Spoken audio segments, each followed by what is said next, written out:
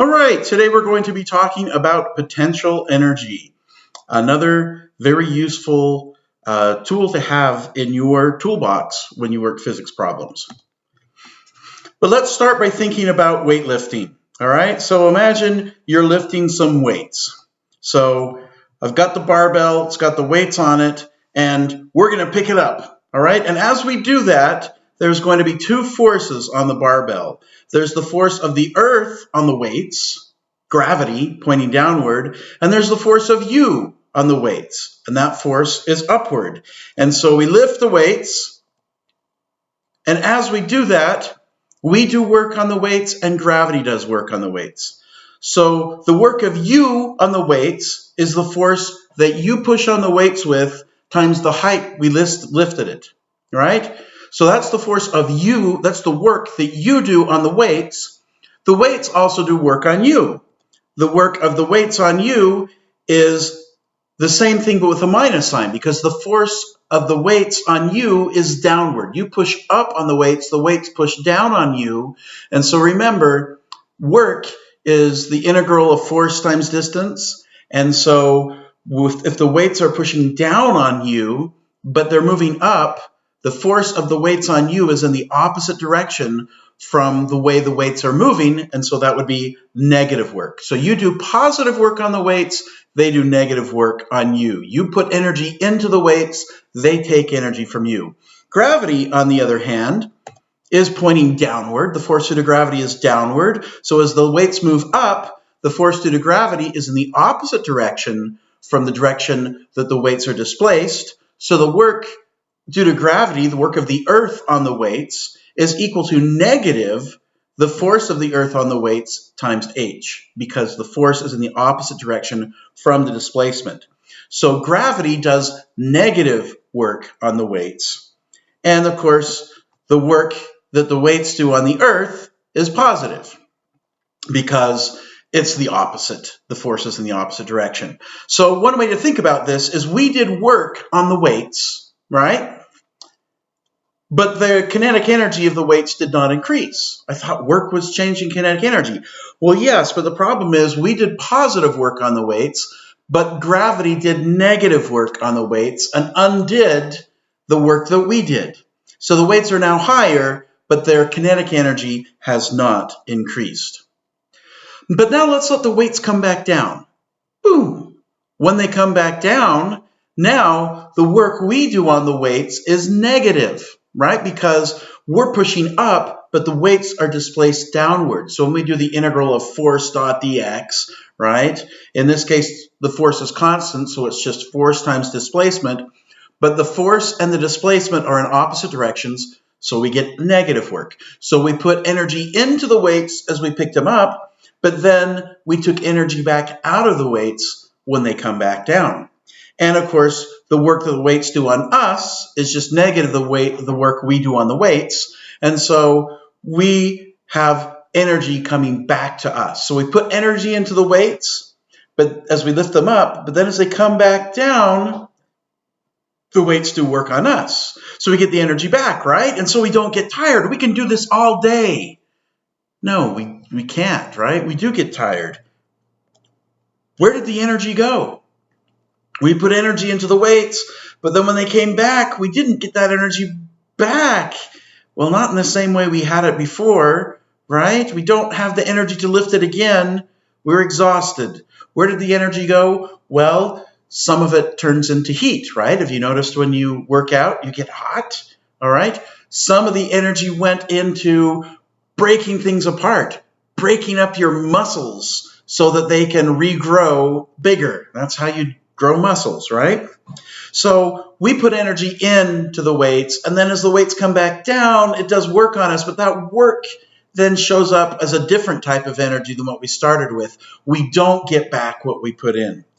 With gravity, however, when we lift up the weights, gravity does negative work. It takes energy out of the weights, but and then it puts the energy back in when it comes down. We get positive energy, positive work done by the earth on the weights. And in fact, when we lift the weights, All right, we put a bunch of energy in, but gravity did negative work, so the kinetic energy doesn't increase. But that energy, that work that gravity, the negative work that gravity did, the energy that gravity took from the weights, that energy that there should have been kinetic energy because we were doing work on it, but gravity stopped it. That energy that gravity stole, if we let go of the weights, so there's only one force now, gravity will put that energy back in. So when the weights get back down to the height we lifted them from, now they have kinetic energy, right? If we just let the weights fall, they have kinetic energy. So the work that the gravity does on the weights as it comes down that height then is the kinetic energy, 1/2 mv squared. So gravity is what we call a conservative force. A conservative force is a force that is reversible. Gravity pushes against the motion when something is going up, but it pushes with the motion when something is going down. The energy sucked up by conservative forces as they do negative works on objects can be recovered when it comes back, when we go in the other direction. So the energy that's sucked up by a conservative force we call potential energy. So when we lift the weights, gravity does negative work, but that energy doesn't just disappear. It becomes like potential energy, the potential to change the kinetic energy. So I lift the weights up, the potential energy of the weights goes up, and then I let go, and that potential energy then gets converted into kinetic energy as it falls. So some examples of conservative forces include gravity, the forces on your ideal spring, right? You squish a spring, you do a lot of work on it, and the kinetic energy doesn't increase, but it's got energy. You let go, the spring goes shooting back. It's releasing that energy. Examples of non-conservative forces: friction, air drag, your arms lifting weights, right? So if friction slows something down, that's not reversible. The friction then, doesn't like turn around and then make the thing go shooting back like it would if it were a spring. So those are non-conservative forces. So conservative forces, we can think of the negative work they do as them storing up potential energy. They take up energy that they can release later to increase the kinetic energy of something. So for gravity, remember the work done by a force is just the integral from our initial to our final position of force dot dx, right? The force dotted into the displacement. So for gravity, the force is just minus mg y hat, right? J hat. So it's mg in the negative y direction. So we dot that with our little dx and then we integrate, right? But when we so dx is some little change in position, right? But we only get the y component of that because we're doing the dot product with j hat. The negative mg just comes out of the integral because it's a constant. And so what we end up getting when we do the integral is just negative mg times how much the y component of the location changed. All right, so it doesn't matter if we take gravity and we move in x, gravity doesn't do any work, right? Because the displacement is orthogonal to the force, so the dot product is 0. But if I lift something up, gravity does negative work. If y increases, gravity does negative work. As y decreases, if delta y is negative, gravity does positive work, right? So the potential energy is just negative, the negative work that gravity does when we pick something up. So as y increases, gravity does negative work. It's taking energy out of the system. That energy is going into the potential energy, right? So the potential energy, the change of potential energy due to gravity is just mg times how much y changed. If y increases, the potential energy goes up. If y decreases, the potential energy goes down. So if we have an equation for the change in something, I can convert that into an equation for the actual value. So the potential energy due to gravity is just mgy plus whatever the potential is when y is equal to 0. Now, when we talk about Newton's law of gravitation, for reasons we'll explain then, we'll let like 0 potential be out at infinity. So as you fall down towards the Earth, your gravitational potential actually goes negative. But for things near the Earth, oftentimes it's very convenient to just define the potential to be 0 at y equals 0, and then we'll use the equation. The potential due to gravity is just mgy. We're free to do that. We're free to define wherever we want in y to be zero gravitational potential energy. Because it turns out when things move and do fun things, potential energy doesn't really matter. What matters is change in potential energy. So we're free to define zero wherever is convenient for us. Okay, so now let's use gravitational potential energy to work a problem that would be very hard to do using the physics techniques that we've already used so far in this course. So here's the problem. A ball is hanging on a string with a length of 24.8 centimeters. I pull the ball to the side such that the string makes an angle of 18.4 degrees with respect to vertical and let it go. How fast will the ball be moving when it reaches its lowest point, right? So we pull it to the side. When it's at its maximum angle, the velocity is 0, but then gravity pulls it down and it's at its maximum velocity when the ball is at the bottom of its swing, all right? How fast is it going at the bottom of the swing? Well, the acceleration is not constant, right? Because the acceleration is caused by the combination of gravity and the tension in the string, and the angle of the tension in the string is constantly changing. So this would be a fairly difficult problem to work using the tools that we had prior to today. But using potential energy, this problem is not hard at all. So what we can do, we'll draw our diagram. So here is the ball on the string. Then the string has a length L. Then we displace the ball. We move it off to the side by an angle theta. All right? Well, notice the ball is at a different height once we pull it to the side. So the y position of the ball has changed from where it is when the string is straight up and down. So the difference in y is just what's indicated right here, right? As I move the ball to the side, the y location, the height of the ball changes a little bit. All right, so then we're going to use conservation of energy because in this system we're only dealing with conservative forces. Energy should be conserved. All right, there's no energy leaving the system. So energy initial equals energy final. Well, the total energy is just the kinetic energy plus the potential energy. So energy initial equals energy final is the same thing as saying initial kinetic energy plus initial potential energy equals final kinetic energy plus final potential energy. Well, what is the initial kinetic energy when we pull it to the side and let it go? It's 0, right? What is the potential energy when the ball is straight down? Well, we're free to choose where we want potential energy to be 0. So I'm going to define the potential energy to be 0 when the ball is at the bottom of its swing. All right? So the initial kinetic energy is 0. The final potential energy is 0. And that means that the initial potential energy is mg delta y. However much higher the ball is when it's off to the side than it is when at the bottom. And then the final kinetic energy is just, right, it's 1/2 mv squared when the ball's at the bottom. So the final kinetic energy then is just mg delta y. And of course, what is delta y? Delta y is, so L is the length of the string, right? So here is the hypotenuse of our triangle, all right? And so if I take L cosine theta, I get the length from the top of the string all the way down to this first line here. So the change in y is going to be L minus that little change, which is L cosine theta. So delta y is just L times 1 minus cosine theta. Of course, the kinetic energy is 1/2 mv squared. So the kinetic energy at the bottom is 1/2 mv squared, where we're getting v at the bottom, and that's equal to the potential energy at the top, which is mgl 1 minus cosine of theta. So we have some potential energy initially, and that gets converted into kinetic energy when the ball gets down to the bottom of its swing. Okay, so now we just need to solve for the velocity.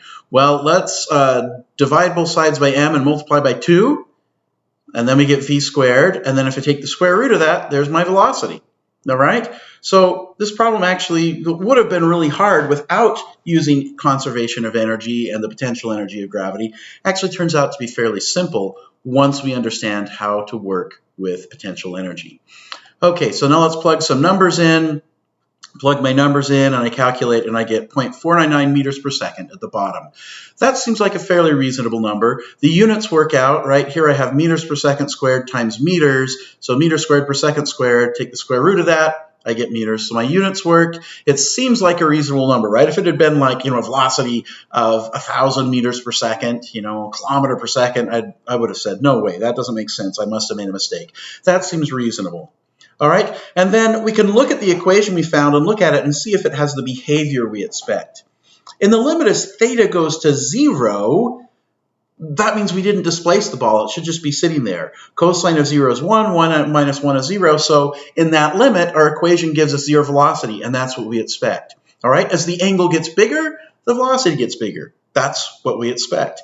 As L gets bigger, that means for a given angle, it's fallen a bigger distance in y. Its change in y is bigger. So we would expect for a bigger L, we get bigger v. That's what our equation says. Also, if gravity is bigger, there's more acceleration, we would expect a bigger velocity at the bottom. And that's what our equation tells us. So we have some confidence that we did this right and have the correct answer. Now let's talk about the potential energy due to a spring. So remember, once again, work is the integral of force dot dx. So for a spring, if I push it in, all right, so the force, if I push it a distance x, the force it gives us is negative kx, right? That was Hooke's law. So all I have to do is integrate the force times the distance that I travel, right? dx. And the distance, I'm gonna add little slices of distance change starting at 0, x is equal to 0. I haven't squished the spring all the way to x, meaning I've squished the spring by some amount x. All right, so we do this integral. The integral of negative kx is negative 1/2 kx squared. I evaluate that from x equals 0 to x, and I just get negative 1/2 kx squared. So the work that the spring does on something as something squishes the spring, or this also works if you stretch the string, right? We could go to negative x. We get exactly the same answer. So the work is negative, which means energy has gone into the potential. So the potential energy is negative the work we did on, the work the spring did on the object while it was being compressed. So the potential energy due to a spring being compressed or stretched is 1/2 kx squared. Note this works if x is positive or negative. So it works if the spring is compressed or stretched. Compressing or stretching a spring adds potential energy to the spring. Okay, so now let's do a problem using potential energy of gravity and a spring. You place a spring on the floor. It has a spring constant of 452 newtons per meter and, when relaxed, has a length of 7 centimeters. You then place a weight with a mass of 273 grams onto the spring and push it down until the spring is compressed to a length of 3 centimeters. Then you let go. What is the maximum height above the floor that the mass will reach? So again, we're compressing a spring that naturally has this length of 7 centimeters. We're going to compress it down to 3 centimeters. So that means x is 4 centimeters. We've compressed it by 4 centimeters when we start. Okay? So working this out by trying to integrate forces, accelerations would be a real pain, right? But look how easy this gets with energy. So what we're going to do is we're going to say, look, all the forces in this problem are conservative. There's gravity and there's the spring force. So we expect energy to be conserved in the system. So the initial energy is equal to the final energy. Well, what's the initial energy? Initially, the mass isn't moving, right? We push it down on the spring and then we let go. So the initial velocity is 0. There's no kinetic energy. There's just the potential energy due to gravity and the potential energy of the spring being compressed. For this problem, I'm going to let the floor be where potential energy due to gravity is 0. So there's a little bit of energy because the mass is sitting up above the floor when the spring is compressed. The final energy, when the mass gets up to the top of its trajectory, the spring is no longer compressed, so there is only the gravitational potential energy. Once again, when it gets to its highest point, it's not moving, so there will be no kinetic energy at the final point. There's kinetic energy in between, but when the spring is, when we start with the spring compressed and let go, there's no velocity. When it gets to the top, there's no velocity. So the initial energy is just the energy due to gravitational potential, which is mg times length of the spring when it's compressed. So when the spring is compressed to a length of 3 centimeters, I believe we said. So the mass will be sitting 3 centimeters above the ground. So it gets a gravitational potential energy of mg L compressed. But then there's also energy in the spring, which is equal to 1/2 k x squared, where x is how much we've compressed the spring. How much have we compressed it? Well, if we take its uncompressed length minus its compressed length, that's how much we compressed it. So the potential energy in the spring initially is 1/2 k L minus L compressed squared. All right, then the final energy, when it gets to the top up here, the spring is no longer compressed, so there's no spring potential energy. It's just gravitational potential energy, mg y max. So now all I have to do, I'm given everything in the problem except for y max. I just have to solve for that. And I can do that by dividing both sides by mg. So y max is equal to L compressed plus this divided by mg, and we get that. So actually a pretty simple problem. So we can just plug numbers into that now, and we get 0.165 meters or 16.5 centimeters. So we compressed the spring by 4 centimeters, and then the thing shot up to 16.5 centimeters above the ground. All right, and notice the units here. So y max should have units of meters, so we add something with meters to this thing here. Well, what's this thing here? Newtons per meter. And then we multiply by meters squared, right? So newtons per meter times meter squared, that's Newton meters, all right? So newtons times meters. And down here we have kilogram meters per second squared, so that's newtons. So we have newtons times meters divided by newtons, that's going to give us meters. So the units work. Also, if we look at our equation, does it make sense? Does the equation make sense to us? Well, if I compress it more, all right, then we're going to, if L compressed is smaller, we're going to start at a smaller height, but then this gets bigger, and we square it, it gets much bigger, and we go up higher, right? If we have more mass, or if gravity is bigger, we expect it not to go as high. If the spring constant is bigger, right, then we have to push harder to push it down. We put more energy into the spring, it should go higher. So the equation has the right units. It seems to make sense. The answer we get is reasonable. So I'm going to say I'm pretty satisfied that we probably did everything correctly here. Okay, so now, once again, conservative forces are the ones you can think of in terms of a potential energy. All right, non-conservative forces can do work on an object, but they can't be thought of in terms of a potential energy, right? There's no potential. We can't do the potential energy of friction forces like we did in the last problem with the spring potential energy and gravitational potential energy. However, you can use work and energy to solve problems with non-conservative forces. So here's an example. A box of macaroni accidentally gets kicked across the floor.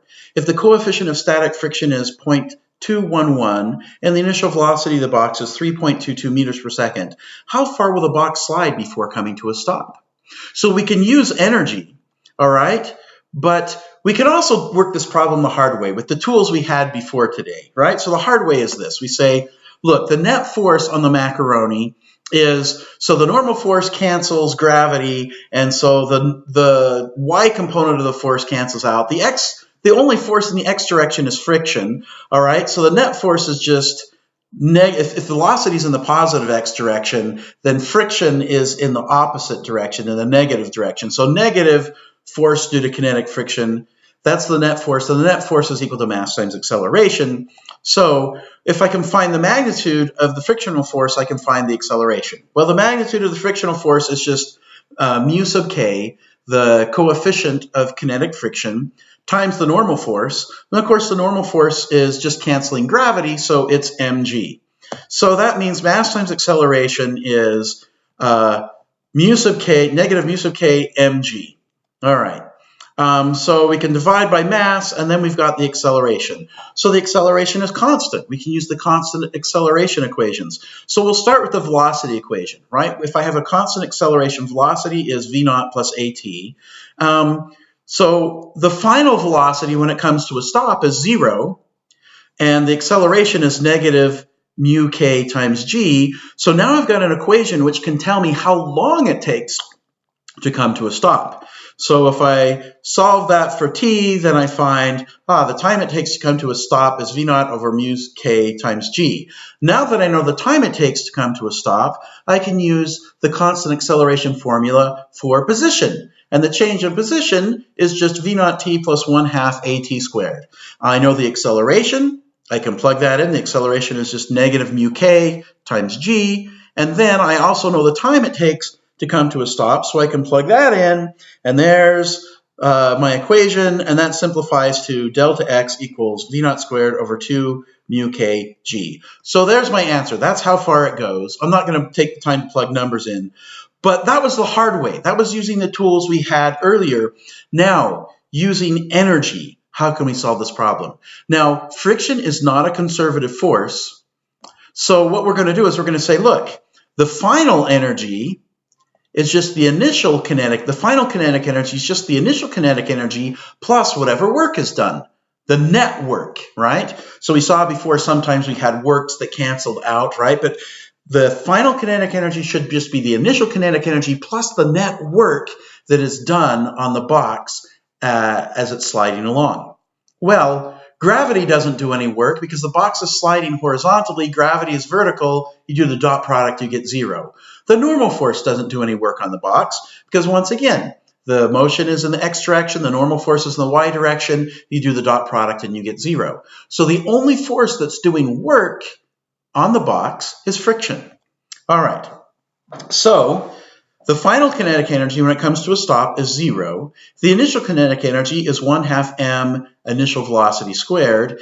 And then the work that's being done is the work done by friction. But of course, friction is in the opposite direction from displacement. So it's going to do negative work, which is what we expected, right? It's going to slow things down. It's going to reduce the kinetic energy.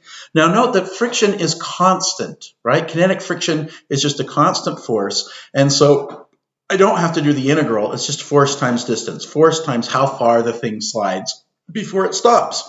And let's see, I want to find delta x. I know m, I know v naught. So I need to find out what the force due to friction is. Oh, the force due to friction, okay, first we'll solve this. So I take the force due to friction times delta x to the other side, divide by the force due to friction, and I've got an equation for delta x, all right? But I need to know what the force due to friction is. What's the force due to friction? It's just the normal force times mu sub k. And the normal force is just opposing gravity, so it's just mg. And I simplify that, and there's my answer. See, that was a lot easier to get the answer than using the tools we had previously. So using energy arguments can be really, really, really useful, especially if you have conservative forces, but even if you don't.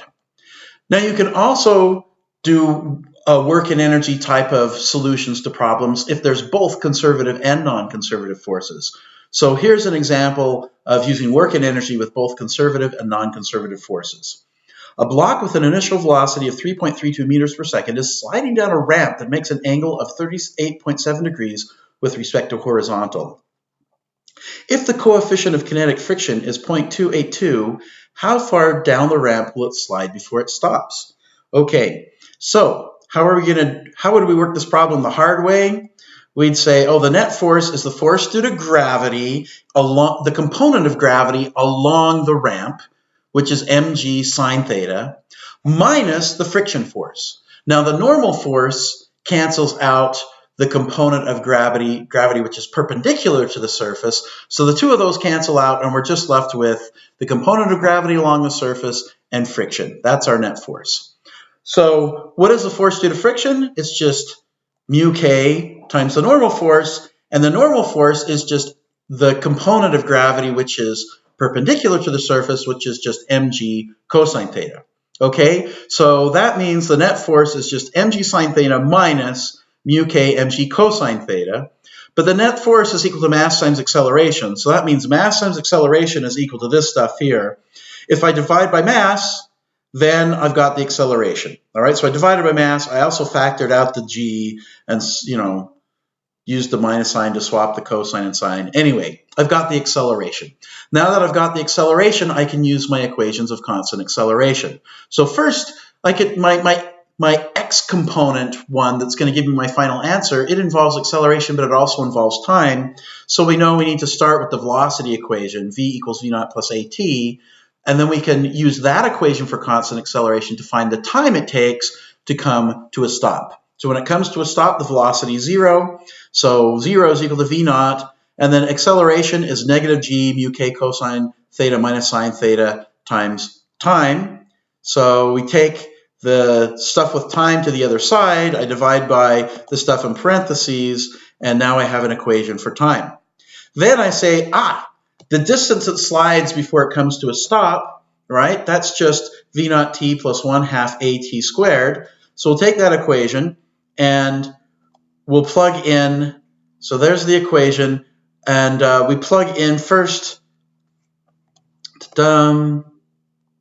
Oh yeah, here's the first term. So my v naught t, so I plug the t that I found in, and then I have 1/2 plus 1/2 at squared. So a is this right here, and then here's t squared. And then we take all of that, and we can simplify that. All right, anyway, pull things out and keep simplifying and eventually get the answer. So there's our answer. That was the hard way.